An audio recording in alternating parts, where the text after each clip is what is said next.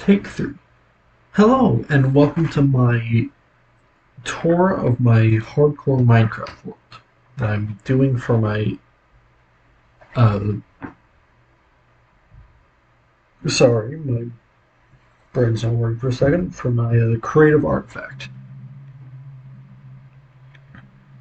Hardcore Minecraft is a challenge where you're playing on the hardest difficulty, but if you die, you become a ghost and can no longer play on that world anymore.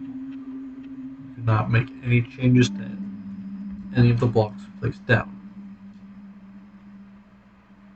This is a Minecraft world that I've been playing on for the past year.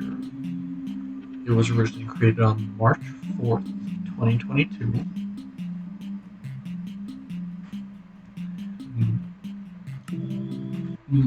My friends and I believe that it is one of the worst starts you could have to a world. This is a copy of the world I use for building stuff. And over here you can see this tower. This is a structure known as a pillager outpost. When you create a world, it is randomly generated alongside the structure that's spawned in it. And this one spawns these evil guys, known as the pillagers. When they attack you, when you get near them, they attack you and they deal 2 perfect damage from a single shot. As you can see, you can very easily die. And this is what I have turned that same world into.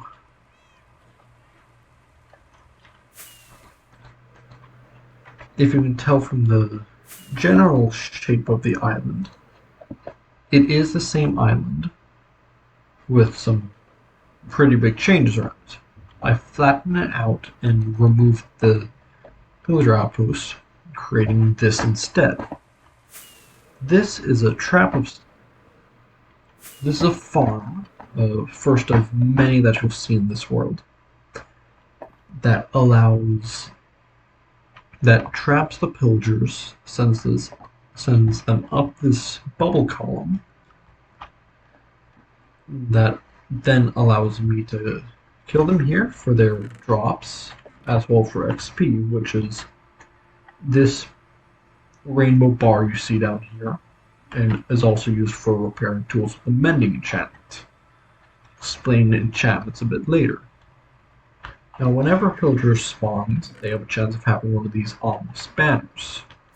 When you kill one of them with the ominous banners, you get and then when you kill one of them and then go to a village, at that village a raid then starts where the pillagers try to defeat all the villagers. This is another farm that I've set up to defeat all those villagers and give me their loot. And then they get sorted down here to the sorting system, which then I can take their loot and do whatever I want. These last 4 chests are all buffer chests for items that don't stack on top of each other, as well as just for general items that I'm not very interested in collecting. Now, these items, called Totems of the Undying, are very important.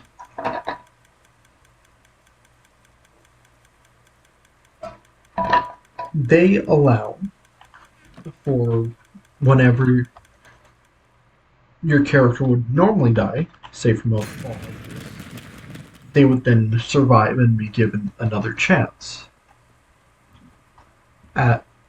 As you can tell from the challenge, they can be very useful in helping you not die.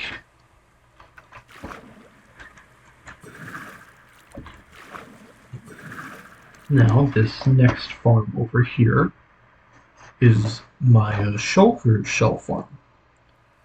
Shulkers are very tricky creatures that drop their shells when they're defeated, which can allow for these boxes to be made. These boxes can then be used to store items and then can be carried around in inventory. Unlike any other storage systems in this game, which, like the chests, that when you break those, all their items spill everywhere. Now this area is a big hole, and it's the biggest project I'm working on currently that I'm trying to clear out the whole area surrounding the spawn chunks, which the spawn chunks are an area that when you build farms in, they can still be active even when I'm not around them elsewhere in the world.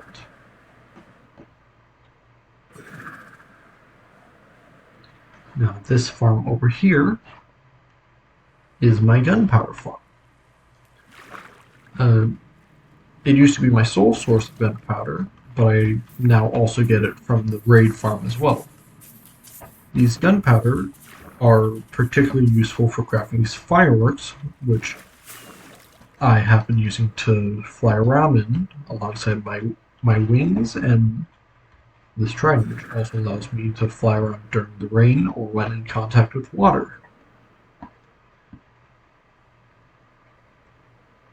Now, the next part of the game I want to explain quickly is that there are 3 dimensions. There's the overworld, the area we're in now, the nether, a hellish landscape, and the end, which is home of the final boss of the game, the Ender Dragon. This is the roof of the nether, an area that you can build very special farms on top of. Over here, this is the other side of the shulker shell farm. And over here is a farm for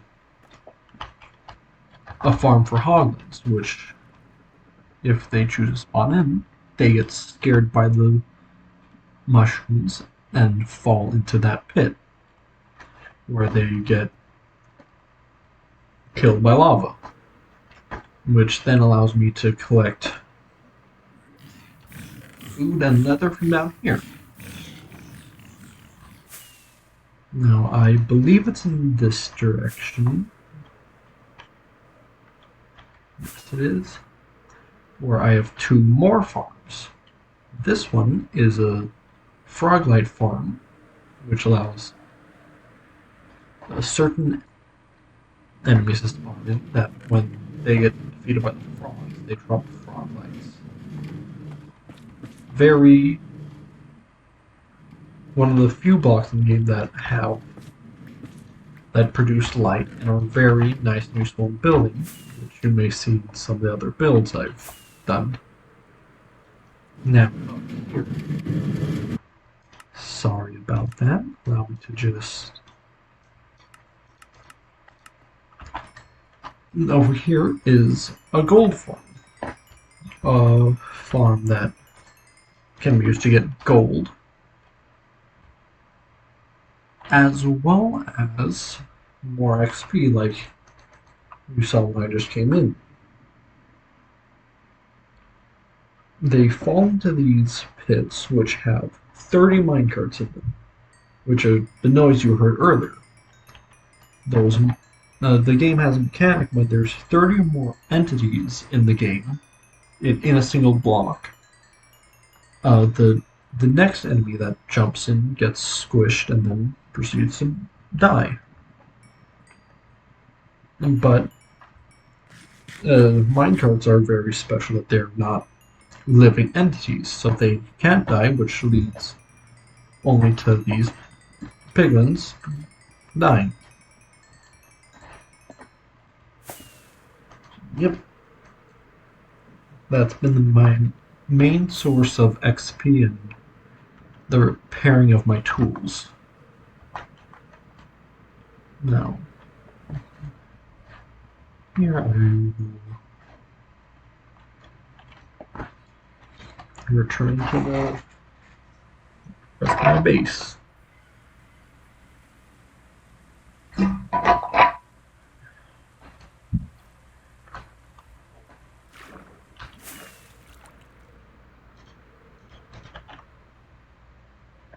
the rain is clearing up. So within this little castle area, I have this main spawn area, which I just keep safe and clear of most things. Down here is a area that I used to have an iron farm in, but it stopped working, so I had to tear it down. Now instead I have these cauldrons, which the lava drips down these drip zones, which gives me an infinite source of lava.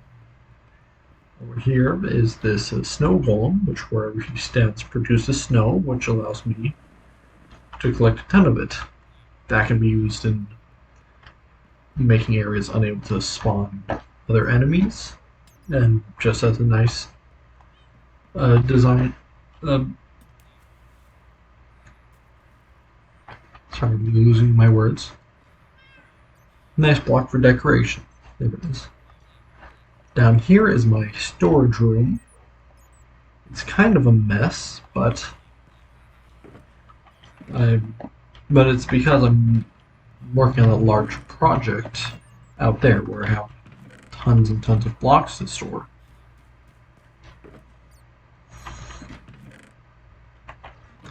Each one of these chests has around 100,000 items in it, if you can believe that.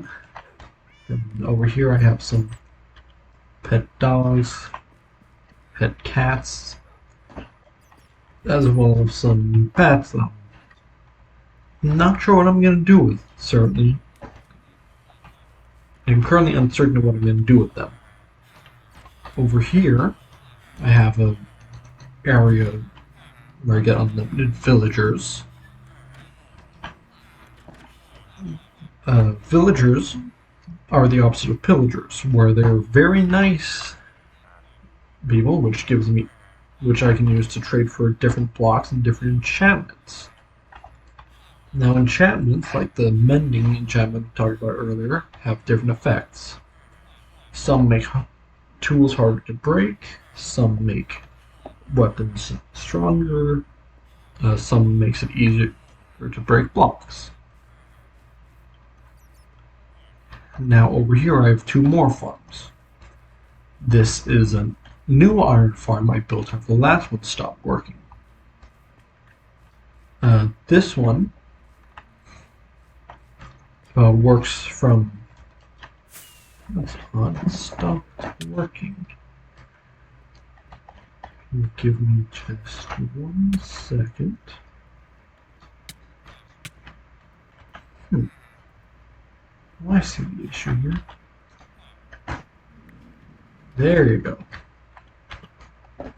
This farm works from that villager, that zombie, scaring the other villagers in these boxes.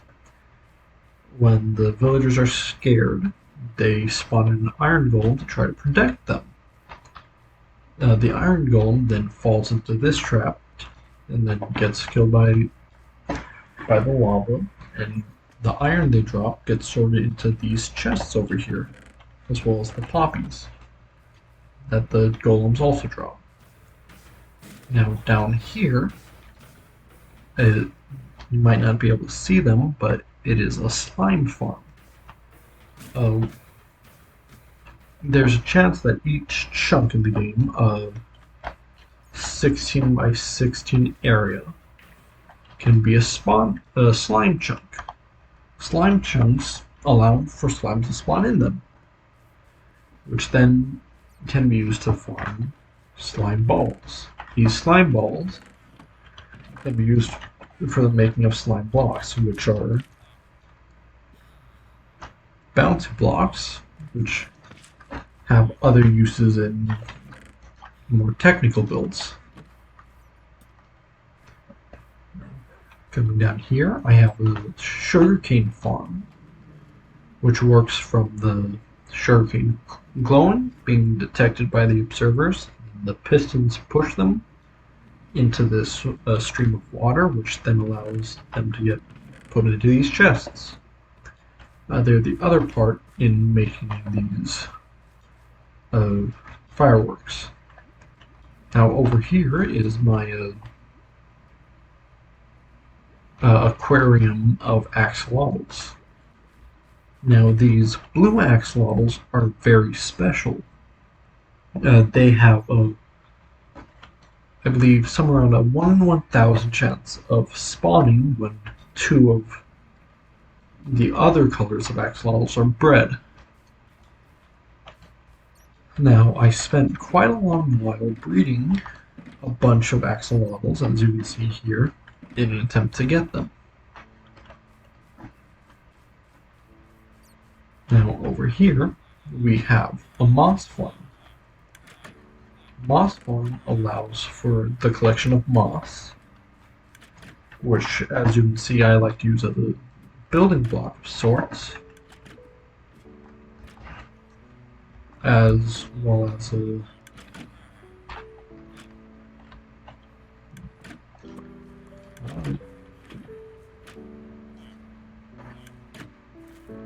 I see.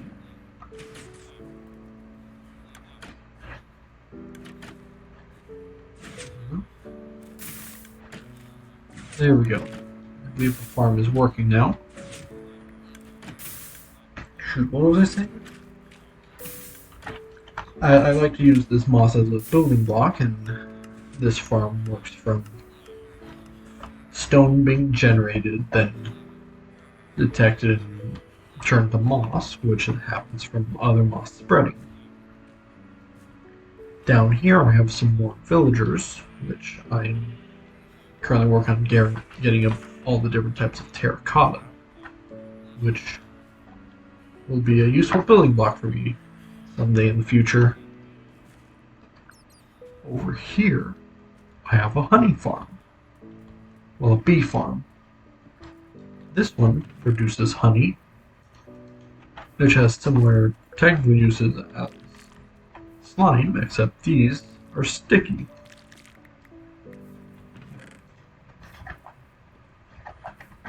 And on this side, we are collecting honeycombs, which can be used to make these blocks you see all around us, as well as for preventing copper from oxidizing and becoming green. This is a currently work in progress area, which I eventually want to look like a foggy forest area. But it's very much a work in progress. Now these guys are special that on the Halloween, mobs have a chance of spawning with pumpkins or jack-o'-lanterns on their heads. So I have these here, and you might see others around, as a sort of a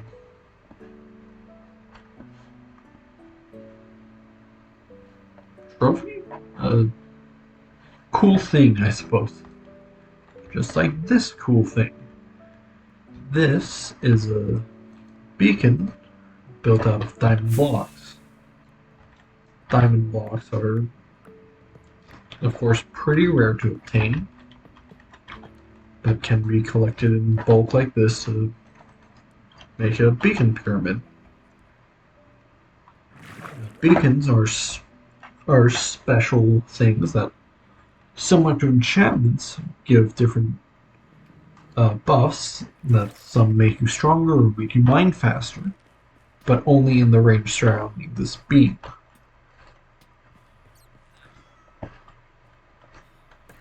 They are built from an item called Nether Stars, which are dropped from one of the 3 bosses in the game.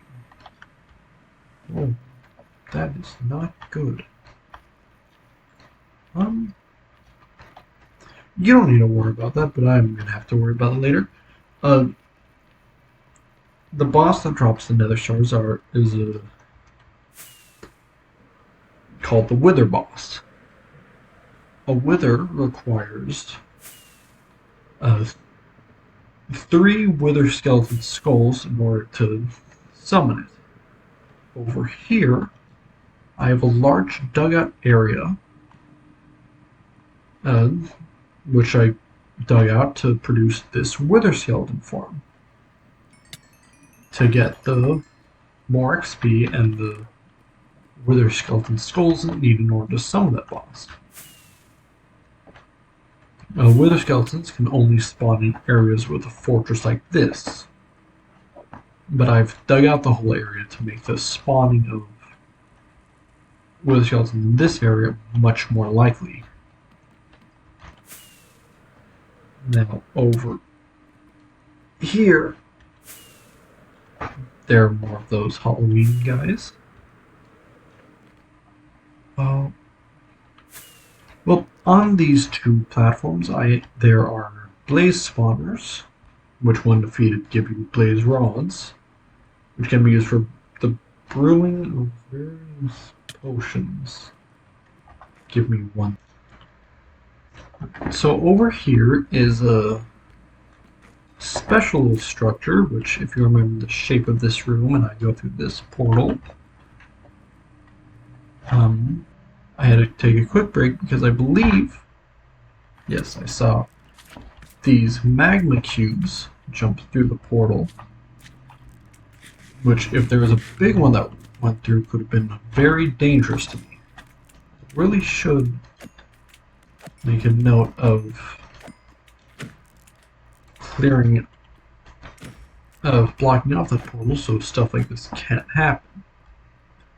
But this is a special structure that there are only 128 of in the world, known as the Stronghold. In the Stronghold, you can find these portals, which once you go through, lead you to the End Dimension. The End Dimension holds the second boss in the game, the Ender Dragon.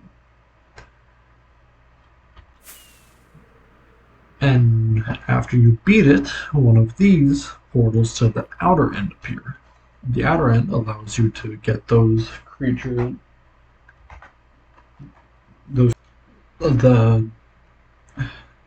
sorry about that, my voice is hurting a lot. Creatures like the shulker mobs. And here in the end, I also have this built. An Enderman farm, which allows for the collection of Ender Pearls as well as XP. They actually give some of the most XP in the whole game. Now these Ender Pearls are pretty neat compared to most other items. When you throw them, you teleport to that location.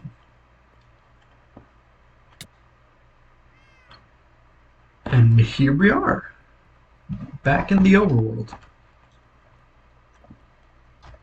As you can see, I've spent a lot of time in this world and done a lot in it.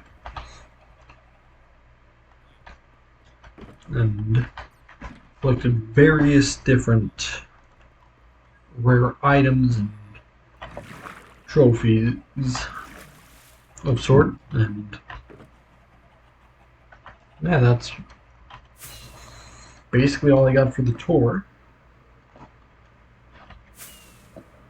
We hope there aren't any issues with recording. This is the third time I've had to restart due to video issues and other stuff. But yeah, hope you enjoyed.